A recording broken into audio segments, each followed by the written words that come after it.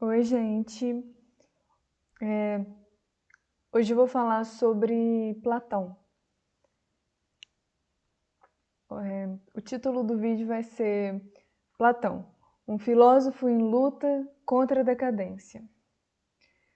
Platão, ele nasceu em 428 antes da Era Comum ou 427 e ele morreu em 348 antes da Era Comum ou 347 antes da Era Comum.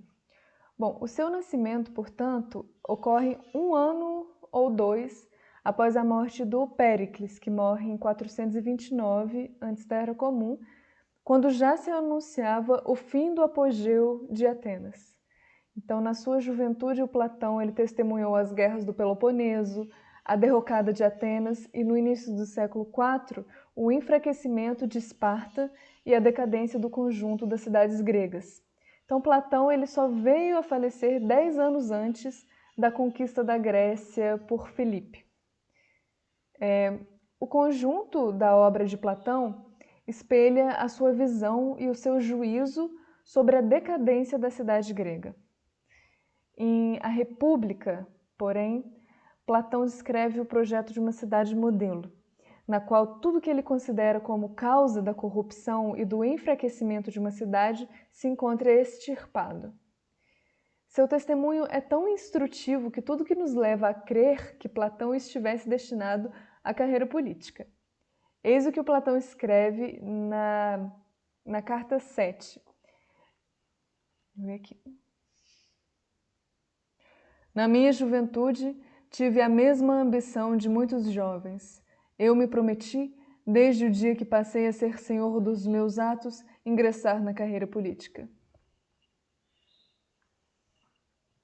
Entretanto, uma série de acontecimentos o fizeram desviar desse projeto inicial para se dedicar ao estudo da filosofia. Em primeiro lugar, a amizade por Sócrates, que lhe fez ver a riqueza da filosofia.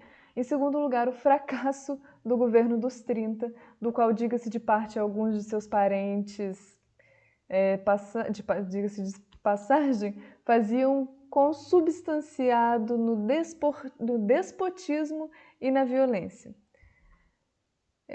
Responsável por 1.500 execuções sumárias em menos de um ano. Fracasso tanto mais cruelmente sentido por Platão, o qual, como a maioria do seu meio, era membro do partido aristocrático e um admirador de Esparta. Bom, por último, sobretudo, a condenação de Sócrates à morte, alguns anos após o governo dos 30, em 399 antes da Era Comum, quando a democracia já havia sido restaurada. Sócrates é condenado à morte, né? Então, para Platão, a morte de Sócrates significou não só a constatação de que o filósofo é um ser incompreendido por seus concidadãos, mas também que filosofia e política são, na concepção dele, incompatíveis. Ele estudou Homero, estudou flauta, estudou cítara, e ele foi contestado pelos sofistas. Os sofistas geralmente não eram atenienses, mas estrangeiros vindos da Sicília e contestavam as verdades objetivas. Protágoras, que era sofista, falava que o homem é a medida da verdade, do valor, possuía certo relativismo que se transforma no sofisma em ceticismo radical com Górgias. Não há verdade absoluta, pois o que é jamais se assemelha ao que é dito. Tais sofistas eram muito treinados na arte da retórica e muitos pais levavam os filhos para treinar com eles, principalmente por conta de interesses em carreira política. Então, para Protágoras, as leis que determinam o que é justo são invenções do homem para frear seu egoísmo natural. Então, segundo Hípias, outro sofista, não existe justiça natural, universal e imutável. Os deuses são invenção humana e o culto puramente convencional. Mas para Antifonte e Crítias, ambos são úteis para consolidar a instituição da cidade. política está no âmbito do poder e não da moral. E por isso, com a palavra proporcionando poder, é natural que melhor orador, o mais persuasivo, prevaleça. Não existe então justiça e verdade acima dos homens, mas vontades que se impõem graças a discursos. Com isso tudo, os sofistas fazem das instituições democráticas a satisfação das próprias ambições, justificando a demagogia. Quanto à descoberta de Sócrates, Sócrates não saiu dos muros da cidade, ele apenas foi como soldado. Ele não procurava conquistar aplausos com seus discursos, mas ele procurava questionar os transeuntes das ruas da cidade. Então, há um saber divino em cada um de nós. No momento que a ignorância é reconhecida, se inicia a sabedoria nessa concepção do despertar de Sócrates. Então, em relação à maiêutica de Sócrates, ele trazia as almas à luz, que é a maiêustai, trazer à luz, como o ignorante que interroga e não como o mestre que dá as respostas, né? O saber, isso na concepção dele, ele se via como o ignorante que interrogava em vez do mestre que dá as respostas. Então, o saber que cada um podia extrair de sua alma provinha dos deuses. É diferente do ceticismo religioso ou agnosticismo dos sofistas. Ele tinha preceitos que estavam escritos no templo de Delfos, como conhece-te a ti mesmo, tua sabedoria e teus limites, e nada sem demasia. E nada em demasia, né? Em exagero. Né? Platão ele conheceu Sócrates provavelmente aos 20 anos, 10 anos até sua morte, em 399 antes da Era Comum, eu acho. Deixa eu conferir.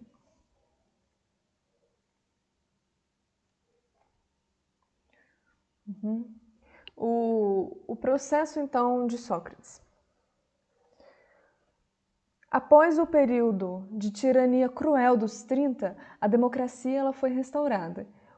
Democracia. O regime instituído caracterizou-se pela moderação ao satisfazer os espíritos ressentidos. O povo, porém, alimentava ressentimentos contra aqueles que julgava culpados de exercer uma influência perniciosa na vida moral e política de Atenas. A liberdade de pensamento e de atitude provocou a condenação dos que eram considerados inimigos da cidade. Assim, Protágoras, em 416 antes da Era Comum, e Anaxágoras, em 431 antes da Era Comum, foram acusados de crueldade. No entanto, Protágoras, apesar de eu ia falar condenado.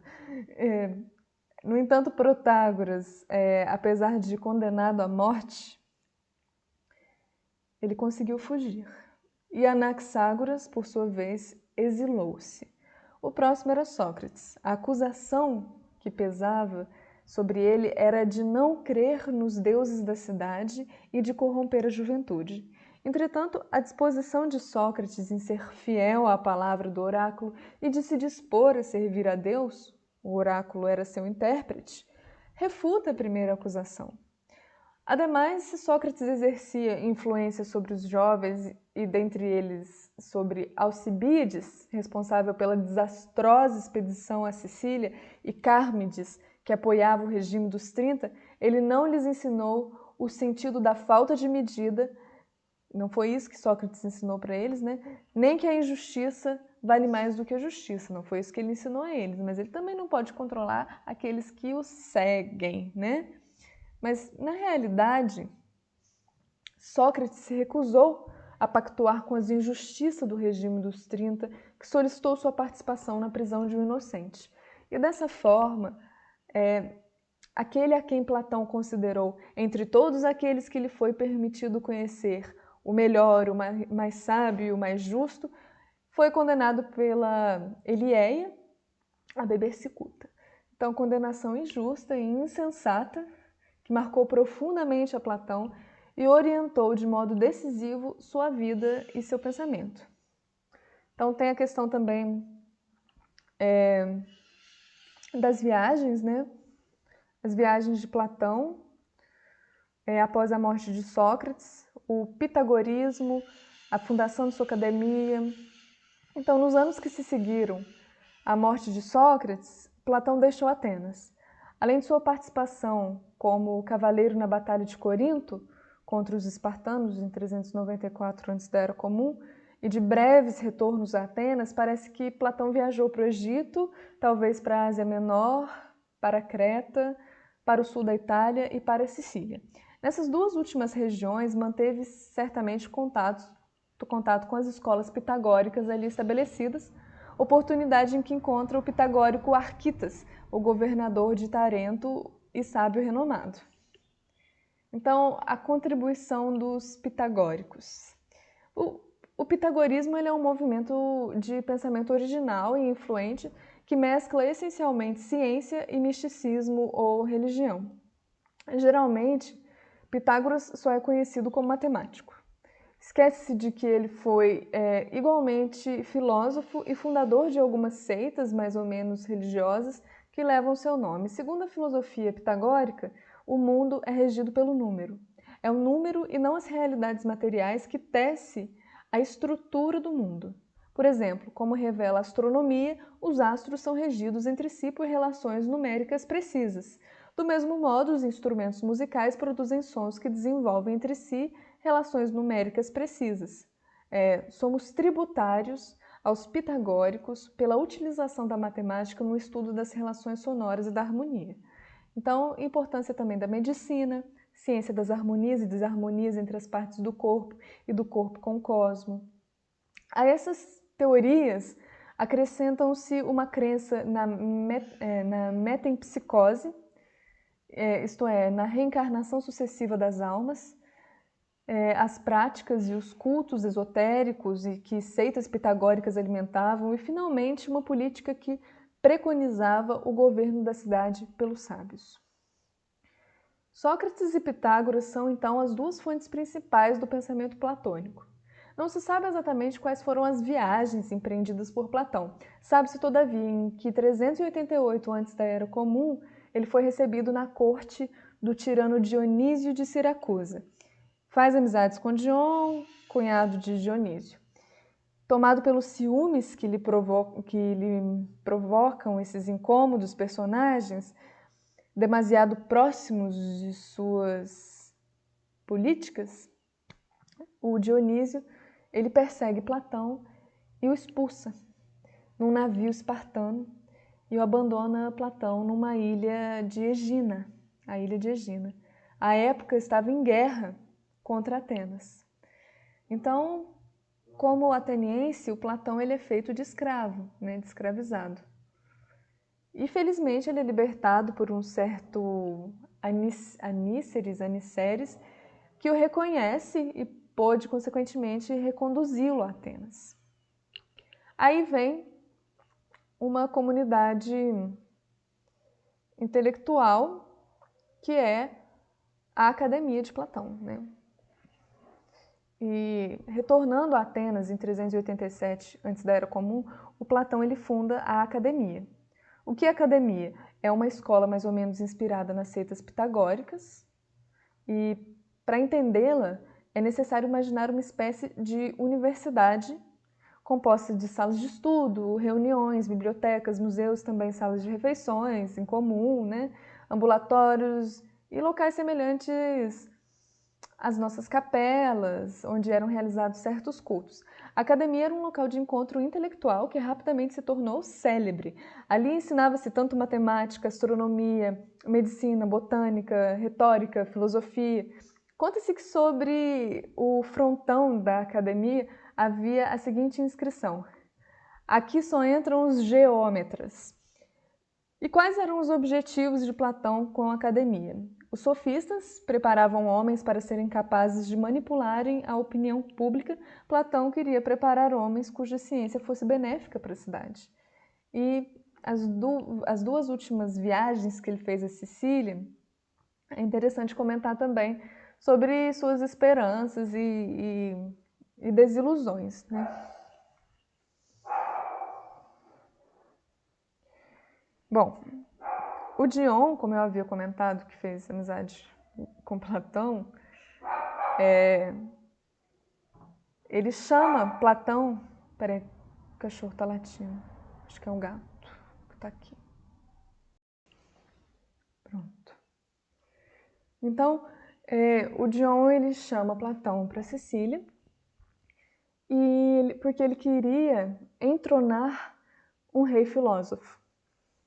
Então, Dionísio, que era cunhado de tal, e queria que Platão o instruísse, para que ele fosse um rei filósofo, né? Porém, Dionísio viu isso de forma negativa, pensando que isso poderia ser alguma conspiração contra ele, de Dion e de Platão. Então, ele baniu Dion e forçou Platão a permanecer na corte. E quando Platão voltou para Atenas, porque Dionísio havia permitido depois de um tempo, quando ele foi para uma campanha militar na Itália, Platão só voltou para Atenas com a condição de que ele voltasse depois para Siracusa. Então ele é chamado 6 anos depois, Platão vai, talvez em achar que não devia ignorar um rei que se interessasse em aprender sua filosofia. Talvez ter pedido demais a saída do exílio de Dion, que Platão insistentemente ficou pedindo para que Dion fosse libertado. Dionísio confisca os bens de Dion e Platão é obrigado a ficar em Siracusa por 1 ano. Foi liberto depois por Arquitas de Tarento. Bom, no caminho de volta, o Platão ele encontra Dion em Olímpia, por ocasião dos Jogos, e lhe narra suas desventuras em Siracusa. O Dion, então, ele decide se vingar da atitude do sobrinho, e em 397, antes da Era Comum, com alguns companheiros, dentre os quais alguns membros da academia, Dion desembarca em Siracusa e, aproveitando-se da ausência de Dionísio, apodera-se do palácio. Então, Dion ele comporta-se de maneira inábil e autoritária até o dia em que é assassinado por um de seus amigos fiéis, Calipo, um antigo discípulo da academia, que o havia ajudado a tomar o poder. Essa foi uma dupla e cruel decepção para Platão, agora com 75 anos de idade, né? Doravante, a prática política parece lhe pertencer a um domínio rebelde às exigências morais da filosofia, capaz de corromper os melhores indivíduos que nela se aventuram. A última obra de Platão, As Leis, ressente-se desta desilusão. O projeto de a república, de uma cidade ideal, governada pelos filósofos, é abandonado em proveito de um projeto político mais realista. Platão dedica grande parte da obra a uma reflexão mais jurídica sobre os aspectos institucionais e as leis da melhor cidade possível. 5 anos após o assassinato de Dion, Platão morre, aos 80 anos de idade, e a academia sobreviveu longo tempo ao seu fundador. Numerosos filósofos e sábios ali ensinaram até por volta do século VI, ainda fossem afastando com frequência da filosofia platônica. Então, o que era o pensamento de Platão, né? O bem seria para ele o objeto último da ciência. E ele faz a crítica à democracia como reino da opinião.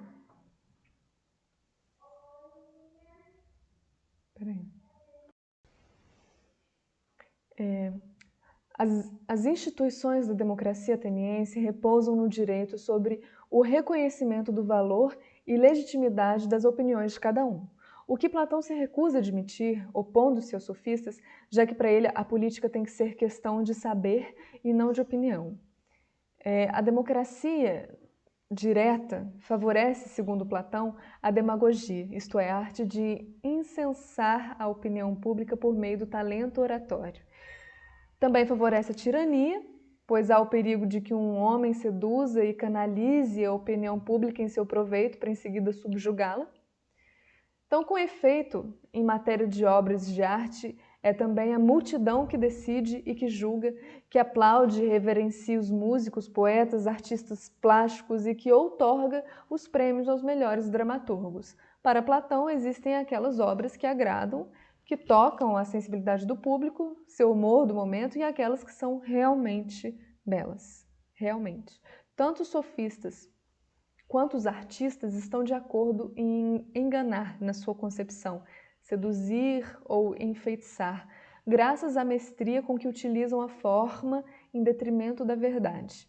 Entretanto, falar é uma coisa, pensar é outra. Do mesmo modo, uma coisa é empregar uma palavra em razão do efeito que ela produz. Coisa bem diferente é saber o que tal palavra significa. Então, vou falar um pouco de filosofia e dialética, né? Bom, a filosofia ela consiste, antes de tudo, em procurar saber o que se diz, em suprimir as imprecisões da linguagem e em romper a casca superficial das palavras para ir ao seu sentido, ao essencial. Para tanto, é necessário que a filosofia adote um método rigoroso, e este método, para Platão, é a dialética, que seria a que só tem em vista a verdade. Ele define-a como a arte de interrogar e responder. Num diálogo filosófico em que a vontade de sobressair em relação ao outrem ou de brilhar por raciocínios capciosos deve desaparecer para dar lugar à procura desinteressada do verdadeiro. Por meio de uma dialética bem conduzida, é possível alcançar a ciência da justiça, da virtude, da piedade, da beleza e não ter que se contentar apenas com as opiniões emitidas a respeito. Então, a ciência é chamada eidos, ou ideia, palavras que significam forma ou ideia. E no Platão também tem uma das mais famosas ideias dele é a concepção do mundo inteligível e o mundo sensível, né? Bom, as ideias ou essências são percebidas unicamente, na concepção dele, né, pela inteligência. Dispensando o recurso à experiência sensível, isto é, ao testemunho dos sentidos. Por outro lado, as opiniões múltiplas e contraditórias devem sua imprecisão e mobilidade ao testemunho dos sentidos sobre os quais elas se apoiam. Ou seja, a inteligência dispensa a experiência sensível. E as opiniões que são contraditórias e imprecisas, geralmente, né, são dos sentidos, né, na concepção dele. Então, em matéria de justiça, é possível elevar-se acima das opiniões, os desejos, os interesses, as paixões egoístas, seja o gosto pelas honras, pelo dinheiro, pelo poder, que se originam da preocupação exacerbada que se dedica ao corpo e aos sentidos. Então, para Platão, as ideias são as causas de tudo que existe no mundo visível.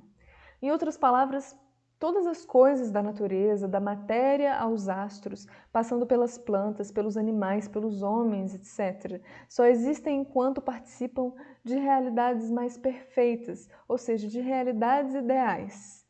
As ideias são as causas de tudo que existe, como os seres reais são causas de suas sombras e de seus reflexos.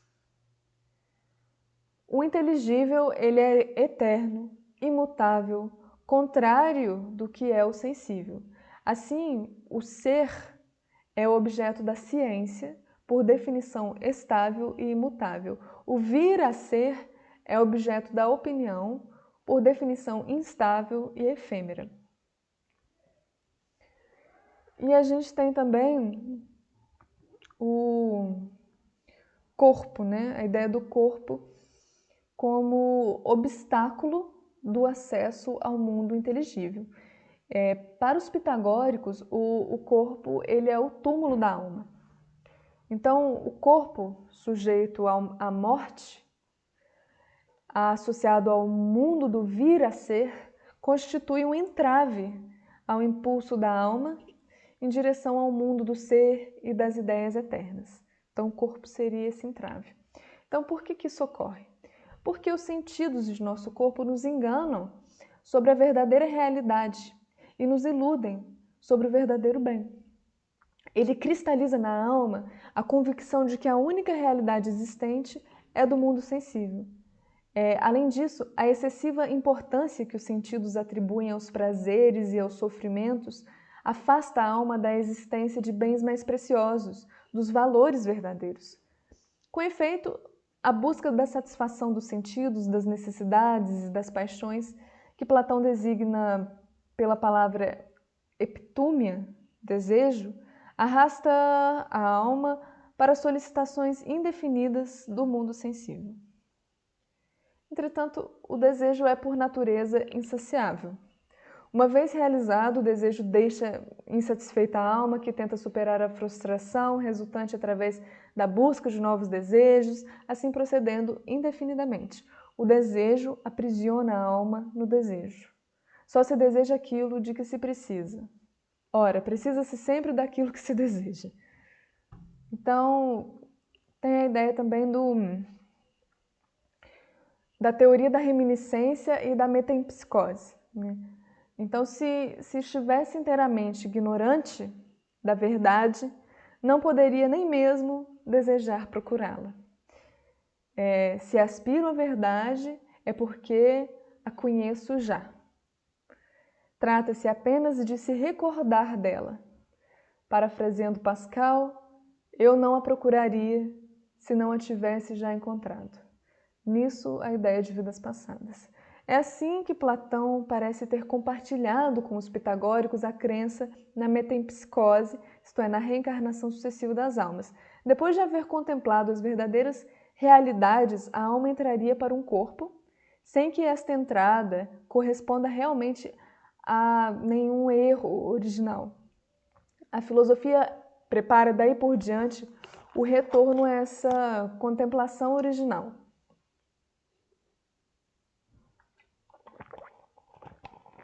O desprendimento dos sentidos exige uma ascese, ou seja, uma austeridade, um autocontrole do espírito, da inteligência, como, por exemplo, o estudo da matemática e da dialética exige para ele, né?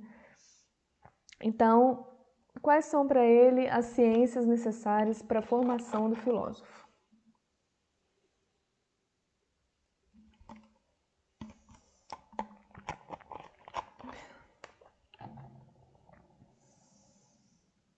A matemática e a dialética. É não sensível e revela uma realidade verdadeira. Porém, os entes matemáticos não são ideais.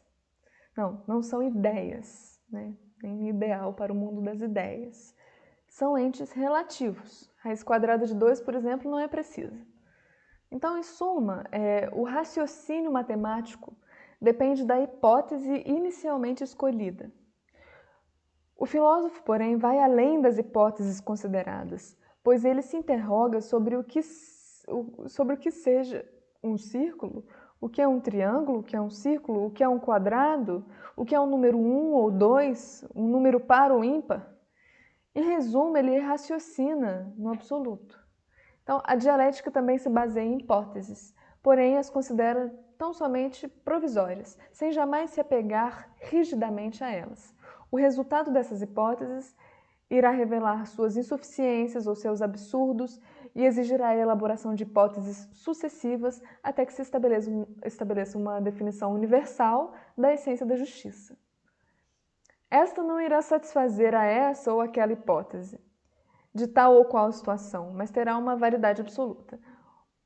O belo, para ele, nada mais é do que a emanação do bem. E para Tales de Mileto, os astros eram tubos de fogo com orifícios, através dos quais perpassava a luz, e para Anaxágoras eram pedras incandescentes. Comecei a ficar aleatória.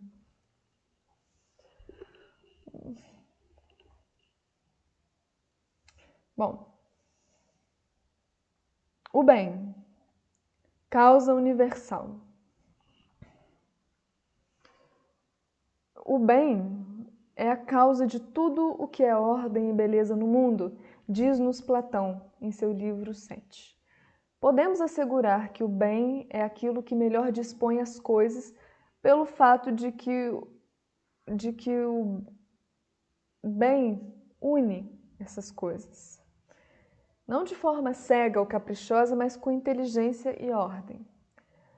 Não saberíamos perceber a ordem inteligente do mundo sensível, celeste e terrestre pela combinação fortuita, por acaso, não planejado, de seus elementos materiais. Somente as realidades não materiais, as ideias ou as formas, podem dar forma, ordem e brilho à matéria do mundo sensível. Entretanto, as ideias que formam o mundo inteligível só existem para e pelo bem. Então esta é a ideia que une as ideias entre si, isto é, o fim em direção do qual tendem os mundos inteligível e sensível. O bem da alma só pode elevar-se à contemplação do bem, e tal objetivo constitui para o filósofo o fim último das ciências das ideias, isto é, a dialética.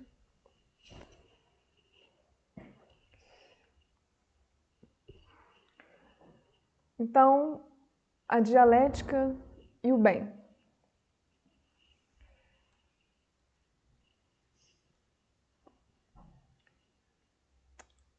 A ideia do bem, ela é simultaneamente a fonte de existência das ideias e da sua inteligibilidade para a alma. Então, o bem, por sua vez, é o fim e o princípio da sabedoria. Em outras palavras, o bem designa Deus, termo supremo do conhecimento, e garante a verdade deste conhecimento. Entretanto, ele não designa um Deus mitológico, astral ou um objeto de um culto determinado. Ele não é um objeto de crença estabelecido nos primórdios da filosofia, mas o fim do impulso da filosofia incessantemente recomeçado e de toda pesquisa dialética. Ele é também o fim de toda ação, e sua contemplação a fonte de toda mobilidade e moralidade. Assim, a maldade resulta da ignorância, em particular da ignorância do que seja o bem. Quando eu falei que a contemplação seria a fonte de toda mobilidade e moralidade, eu acredito moralidade apenas, né? Assim, a maldade, ela resulta, então, da ignorância. Em particular, da ignorância do que é o bem, né? Como eu havia dito. Então, como é necessário conhecer o bem para poder agir o bem, é preciso saber o que é o bem. Então, como é necessário conhecer o bem para ser um homem de bem, uma mulher de bem, um bom cidadão, se não o conhecer por si mesmo em todo o seu esplendor, convém pelo menos ser orientado por aqueles que se elevaram até este conhecimento, ou seja, na concepção de Platão, os filósofos. Eis porque é necessário para o bem de todos que os filósofos sejam considerados os líderes da cidade. Desta forma, o seu destino não irá mais depender do capricho da opinião, mas será submetido às diretrizes de um saber seguro e firme. Bom, o filósofo na direção da cidade modelo, a formação do filósofo rei para Platão.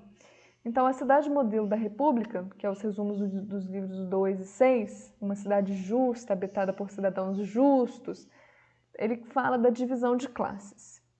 É preciso distinguir entre eles os que contribuem para o bem material da cidade, os que são capazes de defendê-la e protegê-la e os que a dirigem. Os primeiros são os camponeses, os artesãos, os comerciantes, os segundos os guardiães, os últimos os filósofos. É necessário que as duas classes superiores, guardiães e dirigentes, sejam imprescindíveis por suas virtudes. Para isso, essas duas classes devem ser compostas das melhores índoles, às quais serão impostos um modo de vida e uma educação específicos. Então, ele fala da educação dos guardiões, porém, Platão, ele estava numa sociedade que era machista, que era escravagista, né?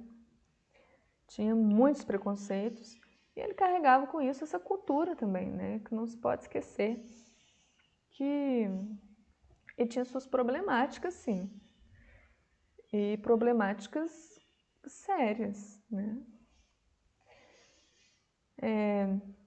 Então, o mundo sensível seria iluminado pelo sol e o mundo inteligível seria iluminado pelo bem, na concepção dele, né? Aí o mundo inteligível... Eu tenho uma imagem aqui falando... Peraí.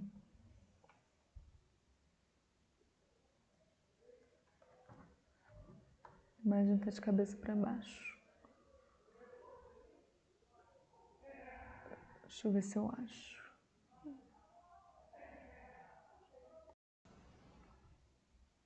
Achei. Então ele fala que o mundo sensível, né?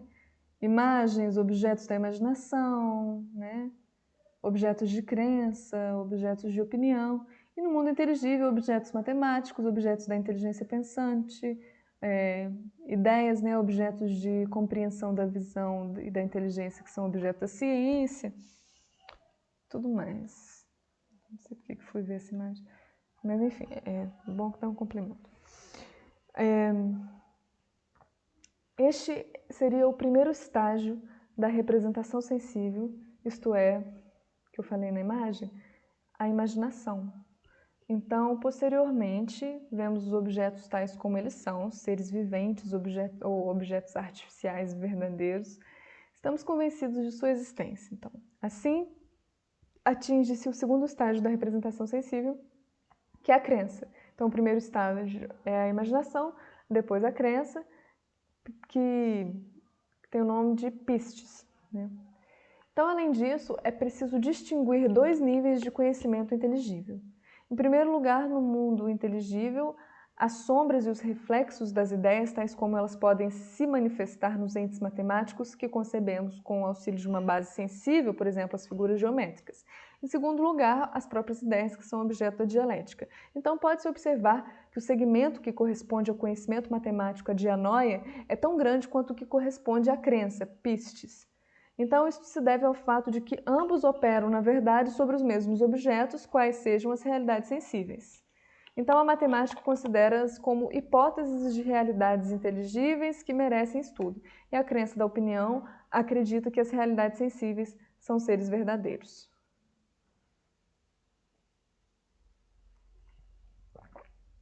Eu vou concluir. Platão hoje, assim, a conversão da inteligência, a qual nos convida a leitura de Platão e que descreve a alegoria da caverna, consiste em inverter nossos critérios de evidência, as realidades materiais e corporais que nos parecem bem mais reais do que as quimeras do verdadeiro, do bem, do belo, do justo, do divino. São, na verdade, quimeras e ilusões. Ou seja, vou repetir aqui. Então, na concepção de Platão, a gente inverteu o critério. O que parece real para a gente é a realidade material, a realidade corporal, que para ele é ilusão. E o que para a gente é ilusão, para ele é real, que são as quimeras, do que é justo, do que é belo, do que é verdadeiro, que ele fala que a humanidade inverteu certos valores. Bom, é assim que nossos desejos, inspirados em realidades aparentemente concretas deste mundo, o dinheiro, as honras, o poder, os bens materiais, são enganados, pois, como Dom Quixote, nós buscamos fantasmas de realidades. O que, ao contrário, parece irreal, nada mais é do que uma ficção do espírito, isto é, as ideias, do verdadeiro, do bem, do belo, do justo. Impõe-se como verdadeira realidade, mais verdadeira do que os seres e os objetos sensíveis. Então, e a contemplação dessas ideias pode sozinha contentar o nosso desejo de verdade, de perfeição. Essa é a crítica. O Nietzsche, que é antiplatônico, ele fala, para que buscar a verdade? Há somente interpretações de verdades. Né? Outra coisa que é interessante falar de Platão é o livro 7, né, que eu comentei algumas vezes, do Platão. O livro 7 da República descreve as diferentes etapas de ascensão de um filósofo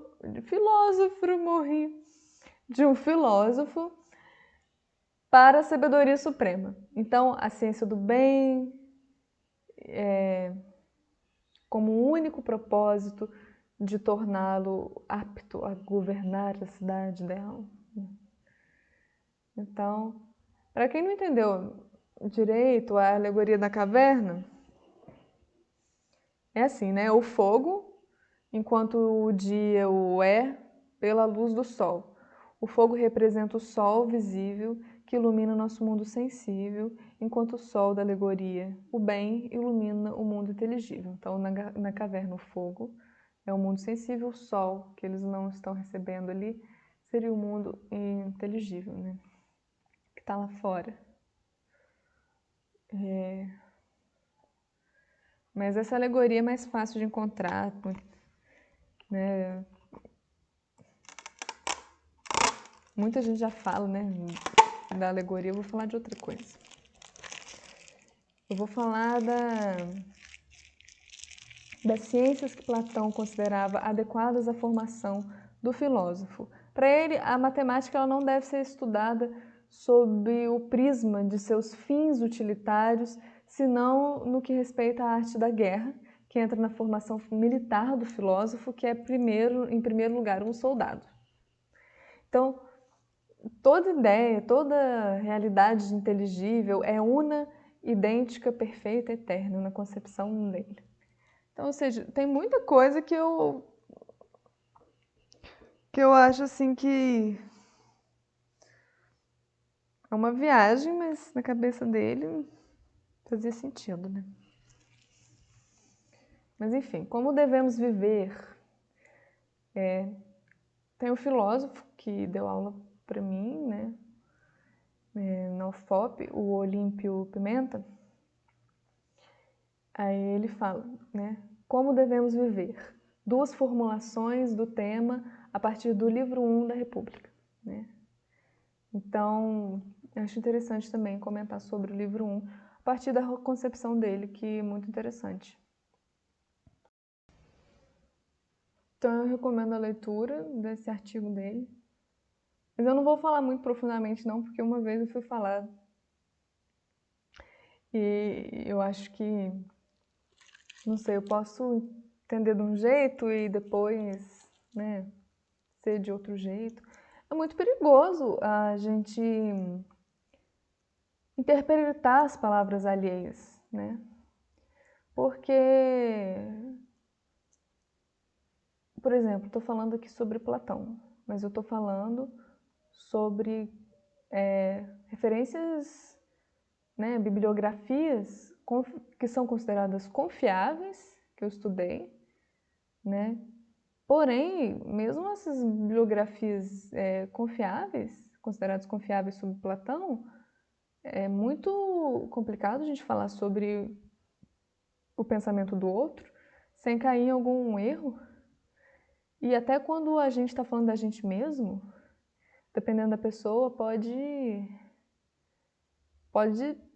falar uma coisa, depois falar que queria dizer outra coisa, quando mudar o pensamento e falar assim, eu não queria dizer isso não, aí a pessoa desiste daquilo e dá outro sentido. Enfim, é muito complicado, né, o pensamento. Mas é isso. Agradeço muitíssimo e peço desculpas se ficou muito cansativo ou confuso. Foi só uma palhinha sobre Platão, mas eu vou falar mais dele aqui depois. Adieu.